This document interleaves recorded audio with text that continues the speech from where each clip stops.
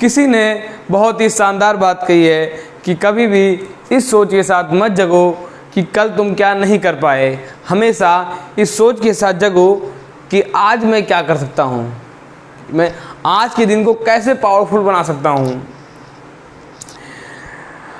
राम राम, नमस्कार, सत श्री अकाल। मैं हूँ आलोक कुमार गुप्ता। एक छोटी सी कहानी। एक बार की बात है, भगवान गौतम बुद्ध अपने शिष्यों के साथ अपने मठ में बहुत ही आराम से बैठे हुए थे। किसी गहन विषय पर चर्चा हो रही थी। जैसे ही वो चर्चा ख़त्म होती है तो भगवान गौतम बुद्ध के मन में आता है कि उनके दिमाग में कुछ ऐसे सूझती है कि हम अपने जो है नगर भ्रमण पे जाएंगे और अपने शिष्यों से मिलेंगे और इस दुनिया के बारे में जो भी चीज़ें उनको थोड़ा समझने का प्रयास अतिरिक्त रूप से करेंगे, कुछ नए तरीके से करेंगे। क्या होता है कि वो जब भी चलते थे ना तो अपने साथ उनके सारे शिष्य उनके साथ हुआ करते थे। वो जिस रास्ते से जाते थे लोगों को मालूम चल जाता था कि गौतम बुद्ध जी जा रहे हैं, क्योंकि उनके साथ उनका पूरा मेला होता था। समझिए एक तरीके से उनके साथ उनके इतने अनुयायी, इतने शिष्य होते थे कि वो लोग दूर से भाप जाते थे कि भगवान गौतम बुद्ध जा रहे हैं। तो एक बार उनके मन में बात आई कि मैं अकेला ही नगर भ्रमण पे जाऊंगा, लेकिन किसी को साथ नहीं ले जाऊंगा। अब उनके इतने सारे शिष्य थे, कितने सोच रहे थे कि गुरु जी से कहें कि गुरु जी हमको भी ले चलिए साथ में, हम भी चलना चाहते हैं आपके, लेकिन किसी की हिम्मत नहीं हुई। सबसे गुरु जी ने कहा कि आप लोग आश्रम की सेवा करिए, आश्रम में साफ सफाई की व्यवस्था करिए और आश्रम का जितना कार्यभार है आप लोग संभालिए, मैं थोड़े टाइम के लिए बाहर जा रहा हूँ। तो इतना बोलकर भगवान गौतम बुद्ध चले जाते हैं। वो जैसे अपने आश्रम से निकलते हैं, थोड़ी दूर पहुँचने के बाद एक गांव आता है। एक गांव में एक व्यक्ति शराब के नशे में, जैसे उनके दरवाजे में भगवान गौतम बुद्ध पहुँचते हैं, वो उनको बहुत ही उल्टी सुल्टी गालियाँ देने लग जाता है। उनको बहुत सारा उल्टा पुल्टा बात करने लग जाता है। ऐसी ऐसी बातें बोलता है कि गौतम बुद्ध जो है, भगवान गौतम बुद्ध वहाँ से चले जाते हैं, उसकी बात को बिल्कुल भी इग्नोर करते हैं। बट एक बुजुर्ग व्यक्ति दूर से देख रहा था, तो जब वो चले गए तब उनके पास आता है बुजुर्ग व्यक्ति, और जब आता है शाम हो चुकी होती है। उससे एक बात कहता है कि तुमने आज बहुत ही बड़ा अपराध कर दिया है। बोलता अपराध? कैसा अपराध कर दिया मैंने?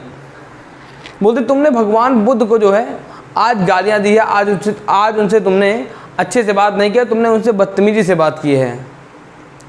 तो ये बात तो सुनकर बहुत चक्कर रह जाता है, यार मैं ऐसे कैसे कर सकता हूँ? आपको कैसे पता वो गौतम बुद्ध भगवान थे? वो तो हमेशा तो अपनी पूरी झुंड के साथ में आते थे, उनके साथ उनके पूरे भक्त होते, उनके अनुयायी होते थे, लेकिन मैंने कभी उनको ऐसा देखा नहीं। वो कोई साधारण महात्मा होंगे। ये जब पिया हुआ था तो भी यही सोचा था, यही सोच के उनको जो है उल्टी सुल्टी बात बोल के भगा दिया, क्योंकि वो जानता था कि वो अकेले कोई आ नहीं सकते और ऐसे तो वो कोई साधारण साधु महात्मा होंगे। तो शराब के नशे में था, उसने उनको भगा दिया। बट उस बूढ़े बुजुर्ग व्यक्ति ने कहा कि नहीं, मैंने उनको कई बार बहुत ही पास से देखा है, बहुत ही करीब से देखा है, मैं उनको जानता हूँ, वो भगवान बुद्ध ही थे। तो वो सारी बात सुनकर वो उसके दिमाग में जो कि दिमाग विचार करना बंद कर देता और वो सीधा भाग के भगवान बुद्ध के पास जाता है और उनसे क्षमा याचना करता है कि प्रभु भगवान मुझे माफ़ कर दीजिए, कल आप मेरे दरवाजे पे आए थे और मैंने आपको कल बहुत ही आपके साथ दुर्व्यवहार किया था। तो भगवान बुद्ध कहते हैं तुम कल की बात कर रहे हो, मुझे तो कल का याद ही नहीं है, मैं सिर्फ आज में जीता हूँ। कल क्या हुआ इससे मुझे कोई मतलब नहीं, कल की जो बात थी वो बीत गई। मैं हमेशा नए दिन की बात करता हूँ, जो बीत गई सो बात गई।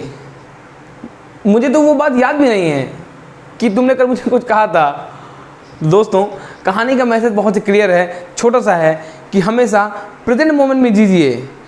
प्रेजेंट मोमेंट में आप लोग जीजिए, लेकिन हमेशा अपने फ्यूचर के बारे में प्लान करते रहें।